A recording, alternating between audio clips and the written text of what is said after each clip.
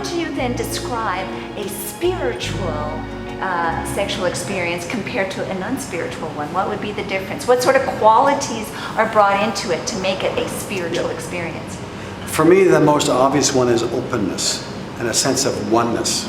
If I consider myself a separate being over here and she's a separate being over there, we're only going to have sex and we're going to make love. And there's nothing wrong with that. But my desire to be open fully to this one and her open fully to me is what makes the huge difference. Yes. And a deep sense of trust. Yes. You know, just this past weekend I was in this workshop, a tantric workshop, which was really fabulous. And and one thing that was really wonderful about it, it's not what most people would think. It wasn't like this orgy going on all weekend or something. That's just not what people think. It really was all about love. Yep. Coming fully from the heart with full presence and total safety, trust, a total honoring of the other person. And it's like coming both with full conscious intent and heart in presence to each other that way.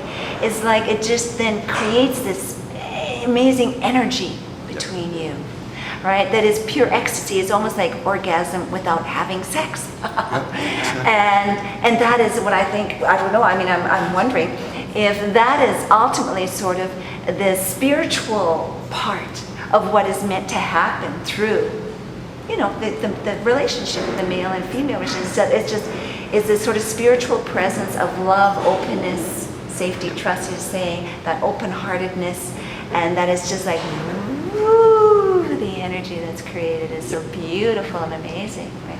See, nine times out of 10 we have shells or barriers between us. Anybody here been hurt in love before? Been in love? Been hurt by love. Oh, hurt by love. So we put these shells on, or these barriers on, or these protections on, so that our heart doesn't get hurt anymore. I mean, you know, the average 2-year-old kid gets 432 negative reinforcements about their person every day. That's absolutely terrible. I mean, that's 2.5 million times by the time they're 16, so the heart's been hurt. So when we're in lovemaking, we're likely going to keep the heart slightly closed. Oh, yeah. Just in case our partner's going to hurt us again. Oh. But if the heart's closed, then you're only making love with the bodies, and you're not exposing yourself vulnerably, the whole one that you are, your mind, your body, your spirit, and your emotions.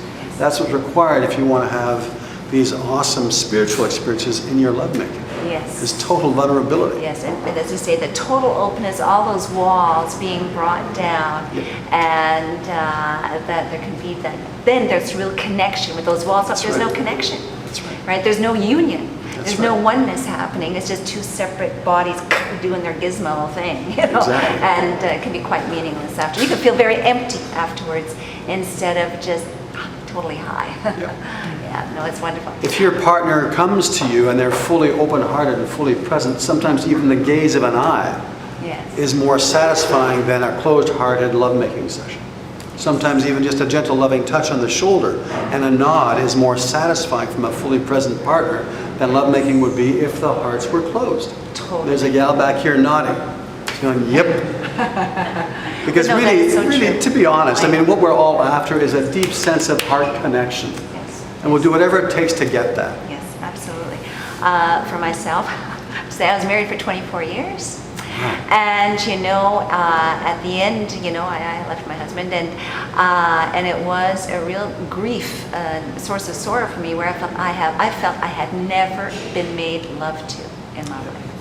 And I thought, oh dear God, please, may that happen to me before I die. I don't want to die. Like, no, seriously. Of course, no. And I think it's really tragic, and I think that's really the case for a lot of people. And but we're too afraid to really talk about it. Yep. We're too afraid to really make ourselves vulnerable and open in talking about this sort of thing. And yet I think it's the greatest source of wounding that happens to us in life.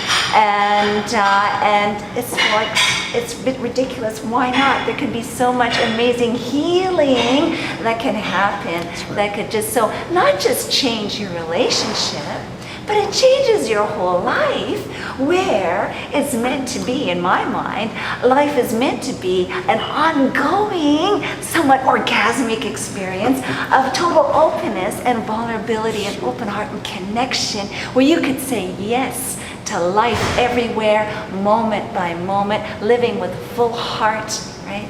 And embracing it and receiving the juice of life and living in a most wonderful, beautiful way. Anyways, I get all high, but I think that's what it's meant to That's be the about. point. That's the point, don't you think? Yeah. If you watch little children play, if you watch a 2-year-old play, they don't think about whether it's the right day to play or the right time to play or whether they got the right clothes on to play or whether they're doing play right. They just go and play. Yes. But we as adults have been hurt along the way, and so we tend to guard ourselves, and so we don't play Yes. the way we used to, which was just open-hearted, reckless, free-for-all playing. Yes. A Just total for the freedom. fun of it. Yes. Yes. Freedom. know? Yeah. No, it's beautiful. Yeah. Beautiful. Well, now in our society, we still got a ways to go in terms of how we even think of spirituality in relationship to sexuality. Just spirituality in and of itself, I think we're really quite screwed up in terms of how we conceive of it, in terms of what spirituality involves. And does it involve isolating yourself, sitting on a mountaintop, meditating all day, being detached from the world around you? I mean, I have a bit of a gripe here. I think a lot of people meditate as a way to tune out of reality instead of tuning in. It's a way of not being present and shutting it all out instead of being all present, fully here in life, in the body, and saying a big juicy, yes, I'm here, and I want to live, right? That, to me, I'm sorry, I'm passionate here, but that to me is what it means to really be spiritual, right? Yep. And we really need to revision the meaning, because it's been, I think, really screwed up. I was talking to Ian as we were getting going tonight, and he asked me if I sit and meditate, and I said no. Oh, good, I'm not the only one. I'm spiritual. I should be Sometimes sitting in my white room in my white robe meditating. I don't sit well in a room. It's too boring. There's nothing going on. What's going on is out here. So when I'm at the gas station putting gas in my car, I'm conscious and present to the temperature difference between the metal top and the plastic handle.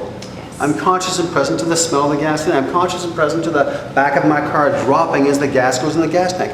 I'm conscious and present to the sound of the gas going through that's very much live, and it's very much a meditation. But it's a living meditation. Right. And I agree, sometimes meditating in a white room is a huge avoidance of life.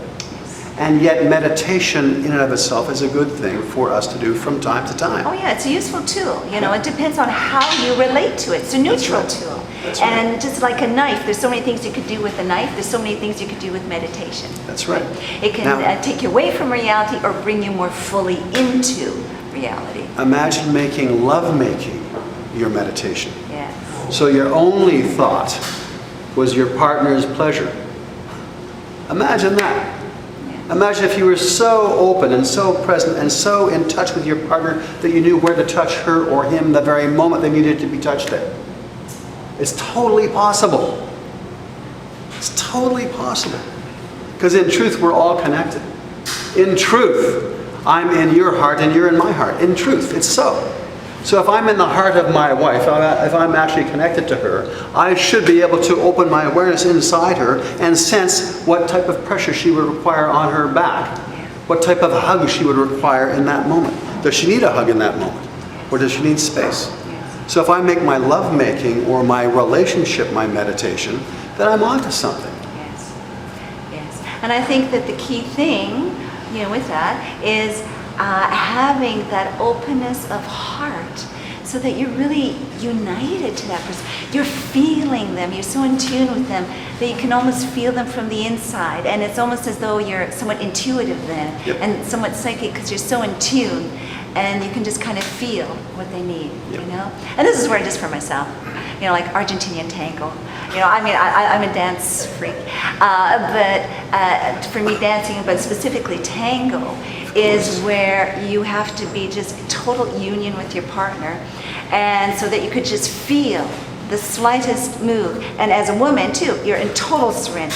they'll move every little slight little muscle in this way or that way, and it's total attunement and oneness with your partner, right? And it flows, and that's, I think it's the key, and it's a type of meditation in my mind, a different kind, but very, very real. And it's a type of lovemaking. If you notice it tango, the masculine partner he's providing ultimate direction. He's a no-nonsense dude. We're going this way. Yes. And the feminine in her strength, because surrender is not a sign of weakness, by the way. Submission is, but surrender is a sign of courage and strength. She surrenders to his lead. Yes. And is guided by him and trusts him. And the result is a fabulous dance. Yes, it is.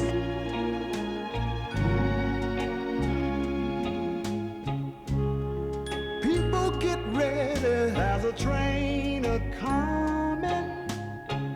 You don't need no baggage, you just get on board.